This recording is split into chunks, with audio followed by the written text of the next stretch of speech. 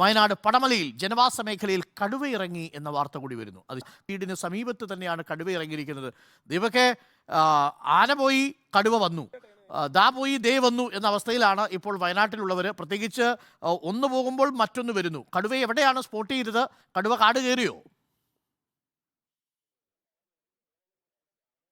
Good morning Arunkumar.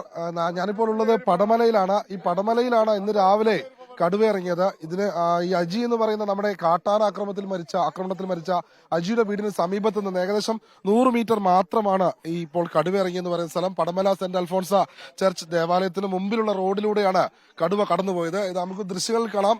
ഈ road കുറുകെ കടന്ന് ഈ വഴിയാണ് കടുവ തോട്ടത്തിലേക്ക് കയറിപ്പോയത്. കടുവയുടെ കാൽപ്പാടുകളുണ്ട്, വ്യക്തമല്ലെങ്കിലും ഇതെല്ലാം കടുവയുടെ പഗ്മാർക്കുകളാണ്. പിൻകാലുകൾ പതിഞ്ഞ പാടുകളെല്ലാം കാണാം. ഈ പള്ളിയിലേക്ക് വന്നിരുന്ന, പള്ളിയിൽ പ്രാർത്ഥിക്കാനായി എത്തിയിരുന്ന ഒരു സ്ത്രീയെ കടുവ ഓടിച്ചു. ഇവർ രാവിലെ പള്ളിയിലേക്ക് എത്തിയതായിരുന്നു. ആ സമയത്താണ് കടുവ റോഡിലൂടെ കടന്നു പോകുന്നവർ കണ്ടത്. ചേച്ചി, എന്താ സംഭവിച്ചതെന്ന് പറയൂ. സംഭവം, ഞാൻ രാവിലെ 6:30 മണി കഴിഞ്ഞ് വീട്ടിൽ നിന്ന് പള്ളിയിലോട്ട് കയറി റോട്ടിലോട്ട് കയറി കഴിഞ്ഞ് കഴിഞ്ഞപ്പോ റോഡിന്റെ സൈഡ് താഴെ വശത്തുനിന്ന് എന്തോ ഒരു ഇരയ്ക്കുന്ന ഒരു ഒച്ച കേട്ടു. ഒച്ചയും കേട്ടു, എന്തോ കരയുന്ന ഒരു ഒച്ചയും കേട്ടു. അപ്പൊ ആന ആന്നുള്ള ഒരു മനസ്സിലായിരുന്നു എന്റെ. അത് കഴിഞ്ഞ് ആനയാന്നുള്ള വിചാരത്തിൽ ഞാൻ കുറച്ച് ഇങ്ങനെ റോഡിന്റെ സൈഡിലോട്ട് മാറി നിന്നു. മേലെ വീട്ടിലെ ആളെ വിളിച്ചു, ആന വരുന്നുണ്ടെന്നും പറഞ്ഞ്. മേലോട്ട് കയറി കഴിഞ്ഞപ്പോഴത്തേക്ക് ഒരു കരച്ചിലോടെ കരച്ച് എന്റെ പുറകെ എത്തി ഈ സാധനം. അവിടെ നിന്നപ്പോഴത്തേക്ക് ഞാൻ കാലടറി വീണ പോലെ ആയി. ഇങ്ങനെ പറമ്പിലോട്ട് മറിഞ്ഞു. ഞാനങ്ങ് മറിയുമല്ല, ഇത് നേരെ കയറി ഒരൊറ്റ പോക്കായി പോയി. വീട്ടിലൊരു ചേട്ടൻ കണ്ടു. പുള്ളീനെ ഞാൻ വിളിച്ചു, ജോയി ആന വരുന്നുണ്ടെന്നും പറഞ്ഞു. ആനയാന്നും പറഞ്ഞോട്ട് വിളിച്ചു. പുള്ളി ഞാനിങ്ങ് മാറലും പുള്ളി അതിനെ കയറി പോകുന്ന കാണുകയും ചെയ്തു. ഇല്ല, ഞാനൊന്നും അങ്ങനെ കണ്ടില്ല. നേരെ പാസ് ചെയ്ത് പോയി. പോയത് ഇങ്ങനെയാ കയറിപ്പോയി. ഇവിടം വരെ വന്നു, അങ്ങ് കയറി മേലോട്ട് പോയി. വണ്ടി പോകുന്നു. അരുൺകുമാർ, വെണ്ണായപ്പിണ്ണിൽ ലിസി എന്ന് പറയുന്ന ഈ ചേച്ചി അല്പം മുൻപാണ് കടുവ ഓടിച്ചത്. ഇപ്പോൾ അവരുടെ മുഖത്ത് നമുക്ക് കാണാം ആ കടുവയെ കണ്ടതിന്റെ ഭീകരതയും ഭയവും എല്ലാം കാണാം. ഈ പ്രദേശത്ത് ഇപ്പോൾ വനംവകുപ്പ് ഉദ്യോഗസ്ഥർ എത്തിയിട്ടുണ്ട്. RRTയുടെ ഒരു വാഹനത്തിൽ 4 വനംവകുപ്പ് ജീവനക്കാരാണ് എത്തിയത്. നേരത്തെ ഈ വേലൂർ മക്കളുടെ ദൗത്യവുമായി ബന്ധപ്പെട്ട് 5ാം നാളിലേക്ക് കടുവയെ കണ്ടത് ഇന്ന് പുലർച്ചെ വെളിച്ചം വന്നതിന് ശേഷമാണോ? അരുൺകുമാർ, ഏകദേശം 20 മിനിറ്റ് മുൻപാണ് ഈ പ്രദേശവാസികൾ കടുവയെ കണ്ടത്. ഈ റോഡിന്റെ ഇടതുവശം എന്ന് പറയുന്നത് കുറുവാദ്വീപിനോട് ചേർന്ന് കിടക്കുന്ന ജനവാസ മേഖലയാണ്. കുറുവാദ്വീപുമായി അതിർത്തി പങ്കിടുന്ന കൃഷിയിടങ്ങളുണ്ട്. അതിനോട് ചേർന്നുള്ള ചെരിവ് ഉള്ള ഭാഗമാണ് ഈ പടമല, മുട്ടൻകര, അതുപോലെ തന്നെ കുറുക്കൻമൂല എന്ന് പറയുന്ന പ്രദേശങ്ങളെല്ലാം തന്നെ നാളുകളായി ഈ മേഖലയിൽ ജനവാസ മേഖലയാണ്. അതുപോലെ തന്നെ പക്ഷേ വന്യമൃഗശല്യങ്ങൾ രൂക്ഷമായ ഒരു പ്രദേശം കൂടിയാണ്. കഴിഞ്ഞ ഈ ബേലൂർ മക്കിന ഇറങ്ങിയ 1ാമത്തെ ദിവസം ബേലൂർ മക്കിനയ്ക്കായി തിരച്ചിൽ നടത്തിയതും ബേലൂർ മക്കിനയുടെ സാന്നിധ്യം കണ്ടെത്തിയതുമായ ഒരു കൃഷിയിടത്തിലേക്കാണ് ഇപ്പോൾ കടുവ നീങ്ങിയിട്ടുള്ളത്. ജനവാസ മേഖലയല്ല, പക്ഷേ കൃഷിയിടങ്ങളാണ്, കാപ്പിത്തോട്ടങ്ങൾ നിറഞ്ഞ മേഖലയാണ്. ഈ കുന്ന് കയറിയാണ് ബേലൂർ മക്കിന ആദ്യമായി ഈ മണ്ണുണ്ടിക്കുന്ന് എന്ന് പറയുന്ന, അതായത് ഇന്നലെയും ഇന്നും ആനയുടെ സാന്നിധ്യമുള്ള പ്രദേശത്തേക്ക് ഈ ബേലൂർ മക്കിന നീങ്ങിയത്.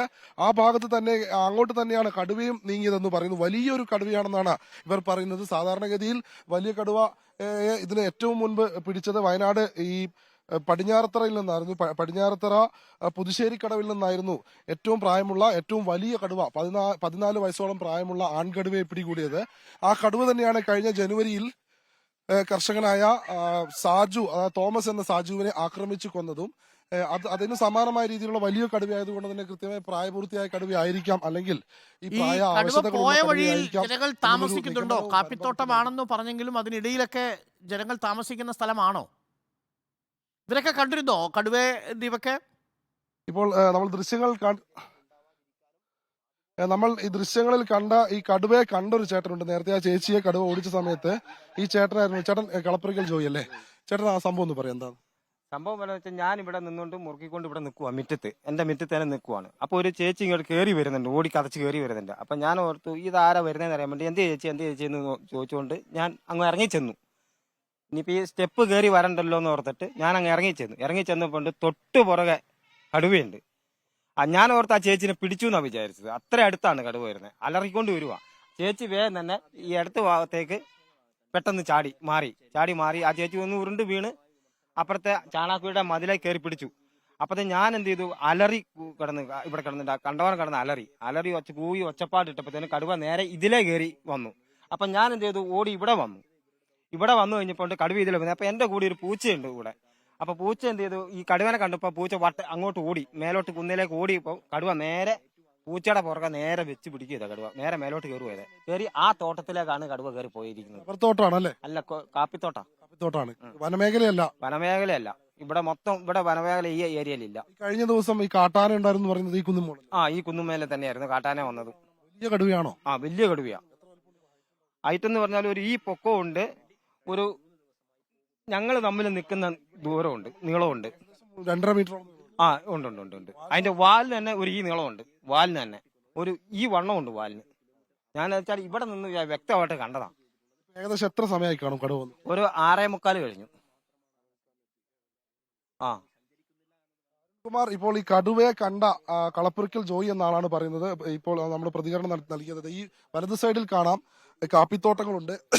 ഈ കാപ്പിത്തോട്ടത്തിനോട് ചേർന്ന മേഖലയിലേക്കാണ് കടുവ ഇപ്പോൾ കയറിപ്പോയത് എന്നാണ് പറയുന്നത്. വനം വകുപ്പിന്റെ ജീവനക്കാർ ഇങ്ങോട്ടേക്ക് തിരച്ചിലിനായി എത്തിയിട്ടുണ്ട്. വനം വകുപ്പിന്റെ 3 ആളുകളും ഒപ്പം ഒരു ആറാട്ട് ടീം അംഗങ്ങളും മാത്രമേ ഉള്ളൂ. അവരുടെ കയ്യിൽ ആകെയുള്ളത് പടക്കങ്ങൾ മാത്രമാണ്. ഈ പടക്കങ്ങൾ ഉപയോഗിച്ച് കടുവയെ പൊട്ടിച്ച് ദൂരേക്ക് മാറ്റി അകറ്റാം എന്നല്ലാതെ മറ്റുള്ള ശാസ്ത്രീയമായ രീതിയിലുള്ള ഒരു കാര്യവും നടക്കില്ല എന്നുള്ള കാര്യം നമ്മൾ നേരത്തെ കണ്ടതാണ്.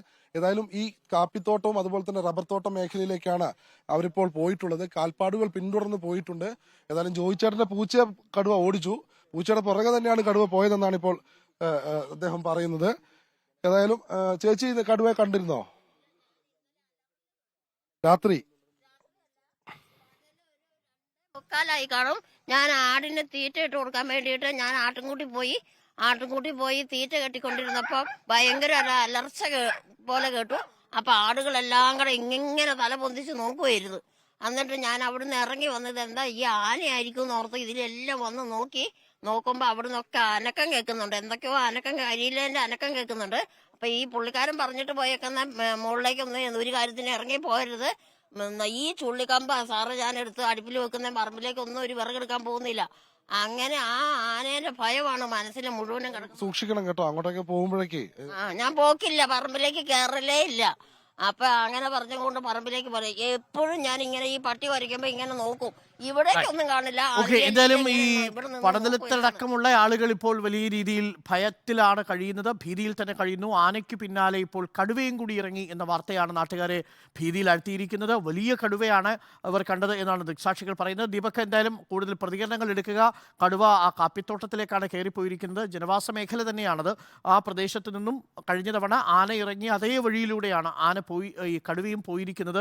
ഒരു ഭാഗത്ത് ബേലൂർ മഗ്ന എന്ന് പറയുന്ന ആന, മറുഭാഗത്ത് വലിയൊരു കടുവ.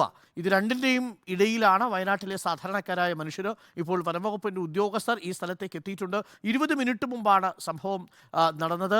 അത്ഭുതകരമായിട്ടാണ് ഈ കടുവയെ ആദ്യം കണ്ട പള്ളിയിലേക്ക് എത്തിയ സ്ത്രീ രക്ഷപ്പെട്ടത്.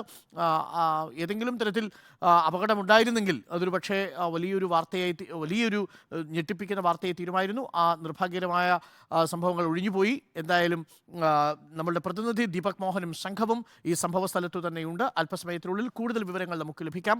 കടുവയെ പിടികൂടാനുള്ള ശ്രമങ്ങൾ വനംവകുപ്പ് എങ്ങനെയാണ് ഇനി ആസൂത്രണം ചെയ്യുക എന്നാണ് അറിയേണ്ടത്. എന്തായാലും വയനാട്ടിലെ വനംവകുപ്പ് ഉദ്യോഗസ്ഥർക്ക് പിടിപ്പത് പണിയായി എന്ന കാര്യത്തിൽ സംശയമില്ല. ഒരു ഭാഗത്ത് ആന, മറുഭാഗത്ത് കടുവ. അതിൽ